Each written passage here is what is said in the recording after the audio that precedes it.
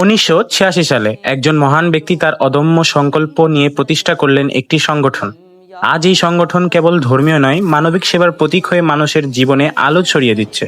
সেই সংগঠনটির নাম হচ্ছে গাউসিয়া কমিটি বাংলাদেশ, যার প্রতিষ্ঠাতা আওলাদ রসুল মুর্শিদ বরহক रहनुमाए शरीयत ও তরিকত হাফেজ কারি সৈয়দ মোহাম্মদ তৈয়ব শাহ রাদিয়াল্লাহু তাআলা আনহু। की गलियों से जाए तो कहाँ जाए,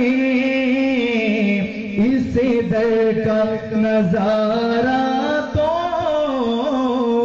इस दर का नजारा। করোনা মহামারীর কঠিন সময়ে অনেকেই হারিয়েছেন নিজেদের প্রিয়জন। করোনার ভয় এতটাই ছিল যে কেউ শেষ মুহূর্তে পাশে আসতো না, কিন্তু সেই সময় গাউসিয়া কমিটি বাংলাদেশ ছিল মানুষের পাশে। তারা দাফন, লাশ গোসল ও কাফন করিয়ে মানবিক দায়িত্ব পূরণ করেছে। কবুল হো सरताप इनकिसार हूँ तौबा कबूल हो।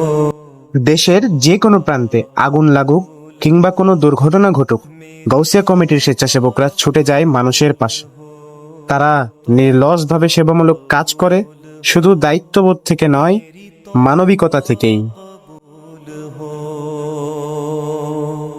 गुजरी तमाम उम्र में তারা শুধু জরুরি মুহূর্তেই নয়, রক্তদান কর্মসূচি থেকে শুরু করে প্রচন্ড গরমে পথচারীদের মাঝে ঠান্ডা শরবত বিতরণ করেও সেবার হাত বাড়িয়ে দেয় আপনার আমার গাউসিয়া কমিটি বাংলাদেশ।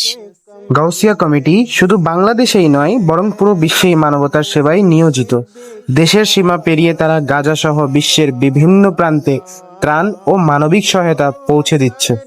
বর্তমান এই মহৎ কার্যক্রম সমূহ চলছে আওলাদ রসুল হযরত সৈয়দ মোহাম্মদ তাহের শামাদ্দাজুল আলী ও হযরত সৈয়দ মোহাম্মদ সাবের শামাদ্দাজুল আলী এর দিক নির্দেশনা ও তত্ত্বাবধানে।